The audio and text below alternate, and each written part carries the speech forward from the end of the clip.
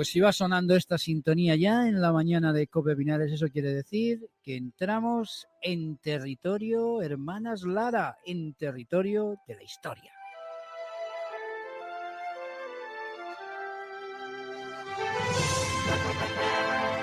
Y hoy saludo y doy los buenos días ya a María. María, buenos días. ¿Qué tal, María Lara? Buenos días. Bueno, hoy creo que quieres seguir, pero antes de que comencemos, porque querías seguir sobre el confinamiento, ¿no? Hablar sobre el confinamiento de Juana I en Tordesillas, pero antes preguntarte, antes de nada, ¿cómo va el libro? ¿Cómo llevan las ventas? Creo que presentaciones un montón por toda España. Cuéntanos. Va muy bien el libro Juana I, la reina cuerda, que como los oyentes recuerdan, se publicó al iniciarse el verano en junio de 2023. El libro que publiqué en la editorial Almuzara, en el sello Secotia.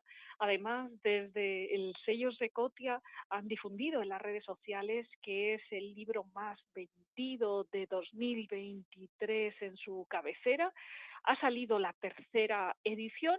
Ahora se está preparando la edición de bolsillo, que saldrá en las próximas semanas, y mientras tanto, Laura Lara y yo estamos desarrollando conferencias, encuentros literarios, presentaciones de la obra en distintos lugares.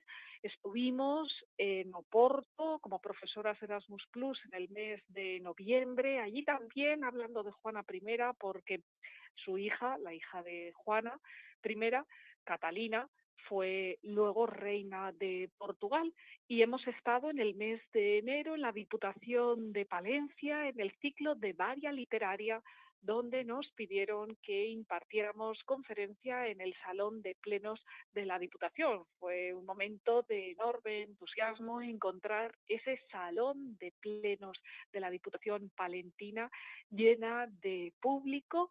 Todas las sillas, todos los espacios, tuvieron que traer más butacas, había librería para después la firma de libros, y es que en Palencia estuvo por aquellas tierras, por aquella provincia Juana I, con el cadáver de Felipe el Hermoso, y en Torquemada es donde nace el 14 de enero de 1507 su sexta hija, su última hija, que nace de manera póstuma a la muerte del marido de Juana, Felipe el Hermoso. Allí es donde nace Catalina de Austria.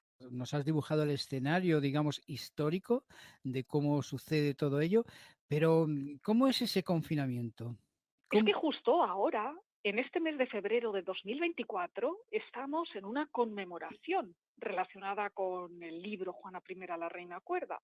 Y es que en el mes de febrero de 1509, se dice que hacia la madrugada del 14 de febrero es cuando Juana es obligada a irse a Tordesillas con su escolta, de manera que se cumplen ahora, en febrero de 2024, 515 años de la llegada de Juana a Tordesillas. Tenía 29 años cuando falleció en 1555, ya superaba los 70. Pensemos lo que es estar encerrado desde los 29 años hasta casi convertirse en octogenaria. No llegó, falleció el 12 de abril de 1555, el día de Viernes Santo, y Tordesillas cambió con Juana, y Tordesillas quedó indisociablemente unido Unido. como territorio al nombre de Juana. ¿Cómo vive ella todo ese confinamiento? Porque haría una vida, no sé si más o menos normal, más o menos de erudita, más o menos de religiosa tipo oración. ¿Cómo vive?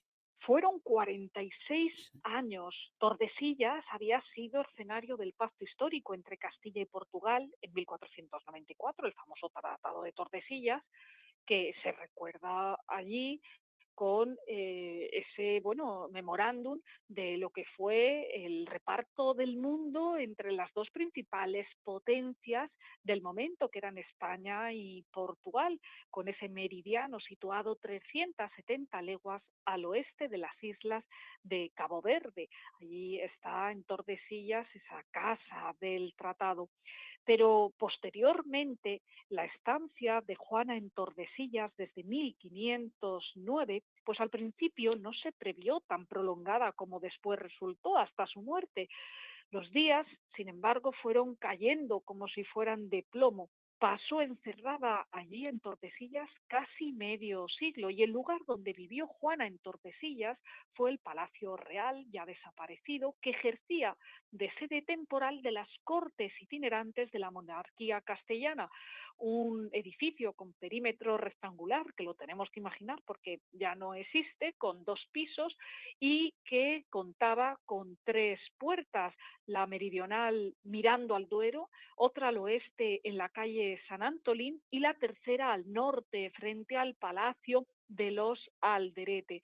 Es cierto que la casa donde vivió Juana durante esa media centuria era un palacio, pero su fisonomía recordaba la de los castillos porque presentaba un corredor exterior que discurría por la fachada sur y más de la mitad de la fachada oeste. Las estancias donde moraba Juana estaban cubiertas por artesonados de madera.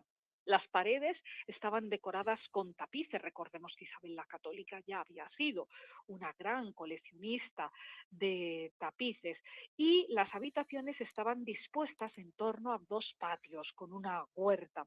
Pero debido a la calidad mala de los materiales de construcción, el conjunto tuvo que experimentar reparaciones continuas y a la muerte de la reina Juana, el edificio fue abandonado. A pesar de los trabajos para paliar su estado ruinoso, fue derribado en 1773 durante el reinado de Carlos III. Eran otros tiempos, en vez de restaurar y conservar, se tiraban los edificios, aunque era el siglo de la Ilustración en el que la razón trataba de poner luz al conocimiento del mundo. Y en ese espacio donde vivió Juana, pues también tenemos que recordar cómo tenía adyacente prácticamente el Real Monasterio de Santa Clara, un espacio al que pudo dirigirse Juana para rezar y que había sido fundado en el siglo XIV por la infanta Beatriz, hija de Pedro I el Cruel. De ese paso de mujeres que fueron soberanas y también de otras que en la Baja Edad Media fueron amantes de reyes, pues queda el recuerdo en Tordesillas, porque hay que decir que Leonor de Guzmán, amante del rey Alfonso XI, estuvo en Tordesillas y después Pedro I el Cruel entregó la villa a su madre, la reina María de Portugal, y posteriormente a su amante María de Padilla. Así que en ese espacio es donde recala Juana con su corte y con su guardia. Ujú. Bueno, pues en este espacio que nos ha descrito tan descriptivamente, prácticamente yo lo estaba ya visualizando, esa especie de adarve que nos ha comentado, o pasillo, ¿no? Por arriba del palacio, ¿no? Que parecería ese adarve, ¿no? Que tienen un castillo entre las diferentes almenas, ¿no? O cubos de Eso es, y una además es que los del adarves castillo. aparecen en varios grabados, dibujos y pinturas del siglo XIX, de la pintura historicista que capta a Juana y aparece en varios de esos cuadros de Rosales o de Pradilla, en Ujú, los adarves bien del Castillo de la Mota en Medina del Campo o de esta fortaleza de ujú. Tordesillas. Bueno, y cómo era la vida allí? ¿Qué hacía? ¿Qué hacía? Pues depende del guardés que le tocara. En unos momentos era más apacible y en otros realmente la vida allí era un tormento. Tenía la satisfacción de poderse dirigir a ese convento de Santa Clara, que hoy pertenece a Patrimonio Nacional, Sí. y allí podía incluso cultivar una de sus pasiones, la música, con un realejo que es una especie de órgano con un teclado de 42 notas, 3 octavas y 5 notas con octava corta, que se conserva allí en el Real Monasterio de Santa Clara de Tordesillas. Hay que señalar que una de las hipótesis es que posiblemente ese realejo llegara después con la dote de una religiosa después de la muerte de Juana, pero también existe otra teoría que dice que pudo tocar el realejo Juana.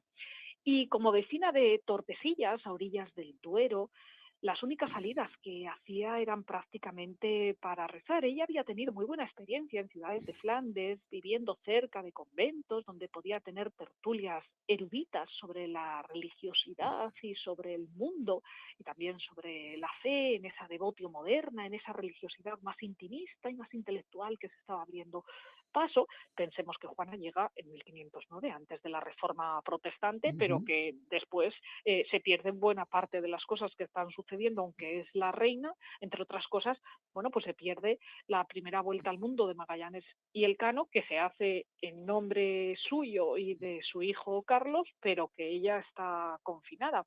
Y como decía, recibe a confesores, pero también va a recibir a personas que no la tratan nada bien, porque las mujeres, generalmente mujeres que la ponen para que tenga como criadas, pues recurrían al castigo verbal y al castigo físico de Juana, la tomaron directamente por loca. De hecho, el cargo que se le da a esas mujeres era de loqueras, y luego otros guardeses que va teniendo, pues tampoco la trataban bien. El primero de los guardeses al que nombró Fernando el Católico, el padre de Juana, era Ferrer, y recurrió incluso a la fuerza y a la violencia física con Juana.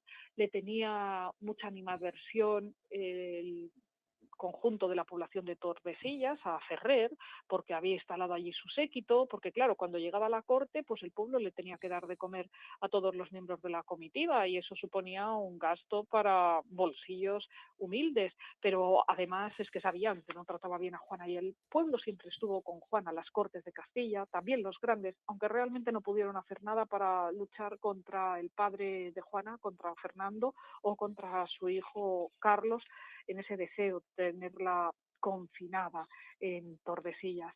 Y luego hay otros momentos en los que Juana y su hija Catalina, porque recordemos que su hija llega con 2 años a Tordesillas también y permanece allí hasta 1525, cuando su hermano Carlos decide casarla. Bueno, pues hay otros momentos en que Juana vive un poco mejor que con ese primer guardés, el ferrero mayor, como lo llamaban, Luis Ferrer, que decía que le había dado cuerda a Juana, se refería al castigo físico, y utilizo el término porque el título de mi libro es Juana I, la reina cuerda, las distintas afecciones y las distintas dolencias que en su alma pudo tener Juana, y que venían en gran medida de ser una incomprendida por tener el poder.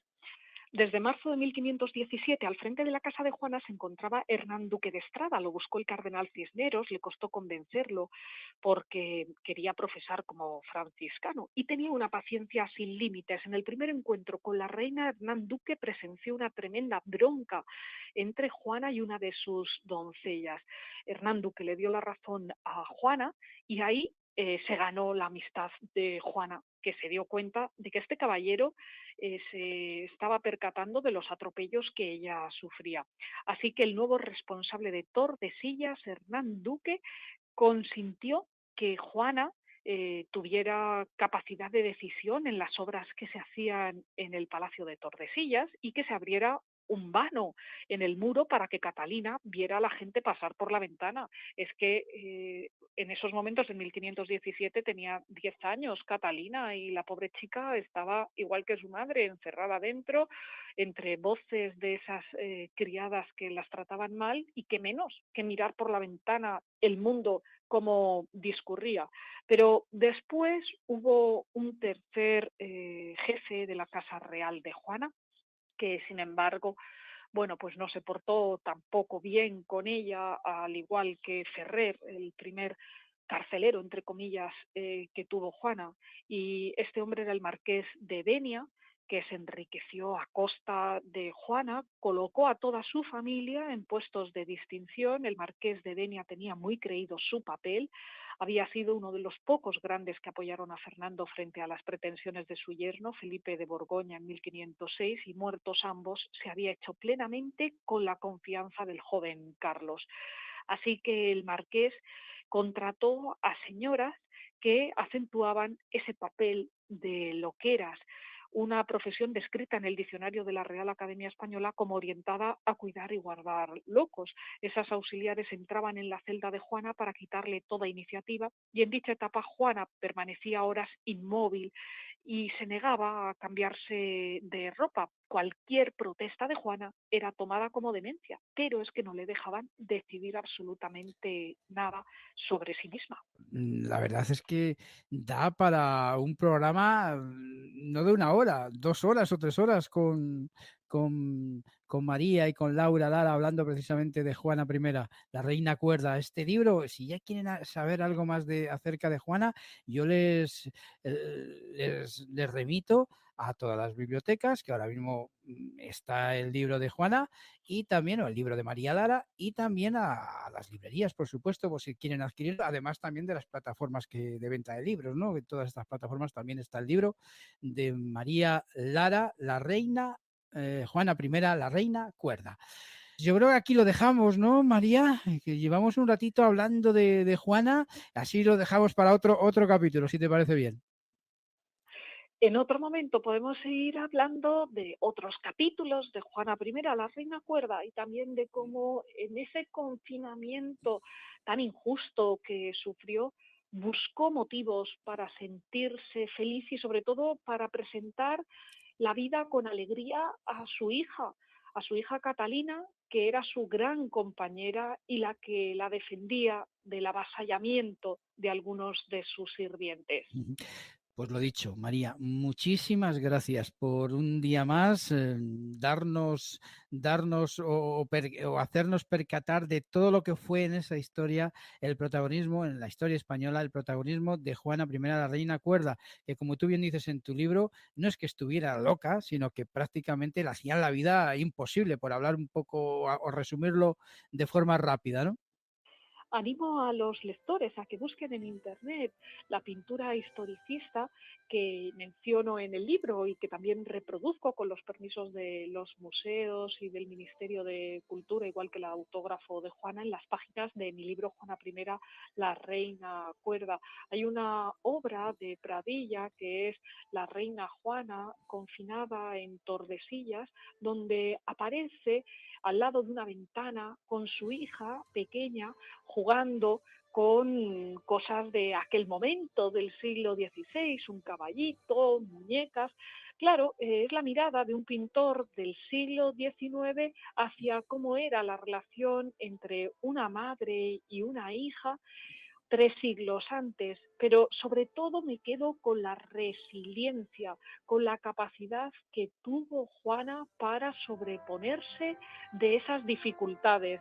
También ahora, en este mes de febrero en que celebramos el carnaval, pues tenemos que acordarnos de ese mundo al revés que se le convirtió la vida a Juana, precisamente cuando inmersa en el carnaval, en febrero de 1509, llegaba a Tordesillas para no volver a ninguna otra ciudad más.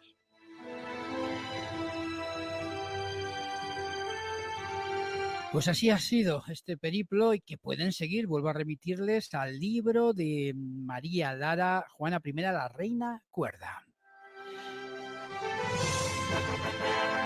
Gracias, María, una semana más. Muchísimas gracias. Hasta la próxima historia semanal. Hasta la próxima.